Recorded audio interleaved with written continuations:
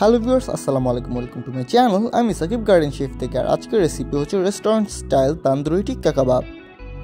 Barbecue night কিংবা শীতের রাতে অথবা বাসায় যে কোনো অনুষ্ঠানে এভাবে তান্দুরি টিক্কা কাবাব বানিয়ে খেতে পারেন। খুবই ইজিলি বানাতে পারবেন রেস্টুরেন্টের মতো দেখতে এই কাবাবটি। তো কথা না বাড়িয়ে তো চলুন ভিডিওটি শুরু করা যাক।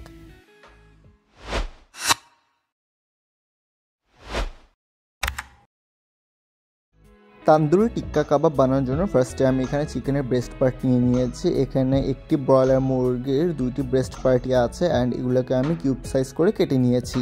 অ্যান্ড চিকেনগুলো আমার হাতে দেখে বুঝতে পারছেন যে মিডিয়াম সাইজ করে কেটে নিয়েছি। এখন ম্যারিনেশন করব। সো হাফ চা চামচ পরিমাণ আদা বাটা ও হাফ চা চামচ পরিমাণ রসুন বাটা এবং 1 চা চামচ পরিমাণ লেবুর রস দিয়ে দিচ্ছি। এই লেবুর রস মিট টেন্ডারাইজার হিসাবে কাজ করবে এবং মুরগির স্মেলটা দূর করবে। এরপর আমি এখানে স্বাদ মতো লবণ দিয়ে দিচ্ছি। এখানে আমি 1 চামচের মতো লবণ দিয়ে দিয়েছি। সামান্য পরিমাণ একটু গরম মশলা, 1 চা চামচ পরিমাণ মরিচের গুঁড়া দিয়ে দিচ্ছি। এরপর আমি দিয়ে দিচ্ছি এখানে হাফ চা চামচ পরিমাণ গোলমরিচের গুঁড়া এবং সামান্য পরিমাণে একটু সরিষার তেল। অ্যান্ড এই তেলের কারণে অনেক সুন্দর একটা ফ্লেভার আসবে। এখন আমি দিয়ে দিব 3 টেবিল চামচ পরিমাণ টক দই। টক দইটা আপনাদেরকে মাস্ট দিতে হবে, এতে করে মিটটা অনেক বেশি সফট হবে। এবং সাথে দিয়ে দিব 1 টেবিল চামচ পরিমাণ বাদাম বাটা। এটা যদি আপনাদের হাতের কাছে না থাকে তাহলে কোনো অসুবিধা নেই। এরপর সব উপকরণগুলোকে একসাথে ভালো করে মিক্স করে নিব। এখন মাংসগুলোকে ভালো করে মাখিয়ে র্যাপার দিয়ে র্যাপ করে আমি রেফ্রিজারেটরে 2 ঘন্টার জন্য ম্যারিনেট হতে রেখে দিব।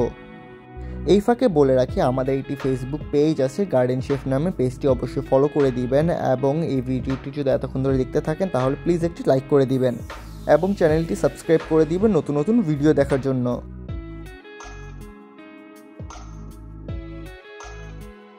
2 ঘন্টা পর আমি রেফ্রিজারেটর থেকে এই মিটগুলো বের করে নিয়েছি। এখন ভালো করে আগে একটু মিক্স করে নিব অ্যান্ড এরপর এগুলোকে শাসলিকের কাঠিতে গেঁথে নেব। অ্যান্ড আপনারা এই বাঁশের কাঠি বা রড ইউজ করতে পারেন। এগুলো আপনারা স্বপ্ন বা আগোড়ার মতো বড় সুপার শপগুলোতে পেয়ে যাবেন।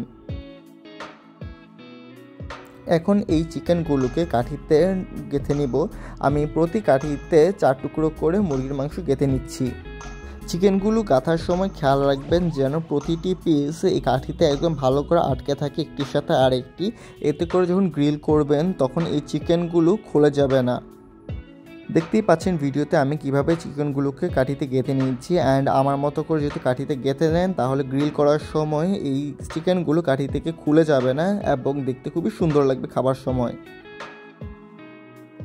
আর আমার কাঠি গাঁথা শেষ হয়ে গেলে এগুলোকে আমি আবার 12 ঘন্টার জন্য রেফ্রিজারেটরে রেখে দিব। 12 ঘন্টা পর আমি এই শাসলিকগুলোকে এখন গ্রিল করব। অ্যান্ড ম্যারিনেশন খুবই পারফেক্ট হয়েছে। সো গ্রিল করতে আমার খুবই অল্প সময় লাগবে। সো ফার্স্টে গ্রিলার একটু সরিষার তেল লাগিয়ে নিয়েছি অ্যান্ড চিকেনগুলোর গায়ে একদম ভালো করে মশলাগুলো লেগে গিয়েছে। সো আমার গ্রিল করার পর চিকেনগুলো অনেক বেশি সফট আর জুসি থাকবে। সো একটি একটি করে কাঠিয়ে আমি এখন গ্রিলারে দিয়ে দিচ্ছি। গ্রিলারে করার সময় খেয়াল রাখতে হবে যাতে কলার হিটটা মিডিয়াম থাকে। বেশি হিট থাকলে কিন্তু চিকেনটা পুড়ে যাবে এবং একটু পরপর এই চিকেনগুলোকে ঘুরিয়ে দিতে হবে যাতে করে এই চিকেনগুলো সব পাশ কুক হয় ভালো করে। এক ব্যাচ কাবাব রেডি হতে সময় লাগবে 10 থেকে 12 মিনিট এবং এই 10 থেকে 12 মিনিটের মধ্যে এই কাঠিগুলোতে যে এক্সট্রা মশলাটা রয়েছে সেটা অবশ্যই ব্রাশ করে দিবেন অথবা একটু বাটার ব্রাশ করে দিবেন। এতে করে এই চিকেনগুলো অনেক বেশি সফট থাকবে। আমার চিকেনগুলো রেডি হয়ে গেছে। এখন এগুলোকে সবগুলো তুলে নিচ্ছি।